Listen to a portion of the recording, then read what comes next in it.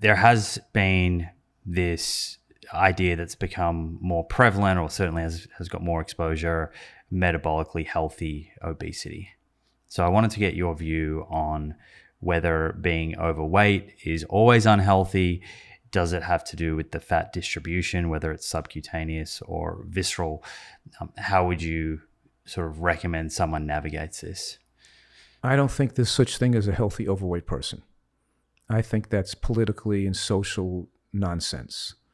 That because people have trouble losing weight because we have such a dangerous food environment, and because people get acclimated to the social climate of eating like other people, that everybody becomes overweight, and it becomes impossible not to become overweight if you eat the same way other people eat in America.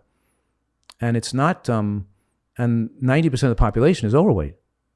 When I use a BMI of 23 as the demarcation line between normal weight and overweight, the health authorities tell us 70% of people are overweight, and I'm saying that's because they use 25 as the BMI as a demarcation line. That's all long-lived societies at BMIs below 23, and maximum longevity occurs usually with men with BMIs below 22 and women with BMIs below 21. So we're talking here about most of the population is overweight.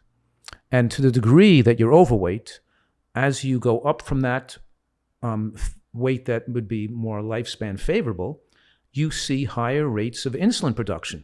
Before the glucose starts to become metabolically determined to be high, even if you have a normal glucose, being fat on the body makes you insulin resistant, and you have to produce more insulin to keep the glucose in the normal range now. So that pancreas is working overtime. Right. So you're working overtime, and higher levels of insulin are metabolically and lifespan unfavorably. They promote fat storage, they accelerate cellular growth, and fat on the body still promotes pro-inflammatory compounds. Fat on the body is not natural tissue. It's kind of pathological tissue that has poor oxygenation. So when you're assessing someone, do you place much emphasis on the distribution of that fat? Are you just looking at BMI, or do you look at waist circumference and triglycerides? Like you're trying to get an idea as to I don't care how much visceral fat? No. I've measured visceral fat on the machine, but I've never seen a case that had, never seen any one person who's had favorable visceral fat where they've been obese. I've never seen what you're saying. Is a person going to have a lot of subcutaneous fat but have favorable visceral fat? Never seen it occur. It's it's a hypothetical thing.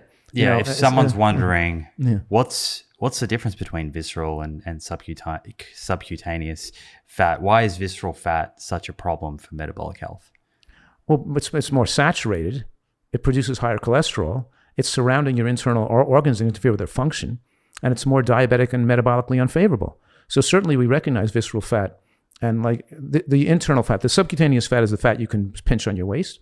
But when you start to eat in a way that you're getting caloric exposure faster than the body can store subcutaneous fat, you'll even produce fat that's more visceral because your body can't even store fat any faster than the food you're eating. And as the fat gets more viscerally stored, you'll put more cholesterol deposits around your heart.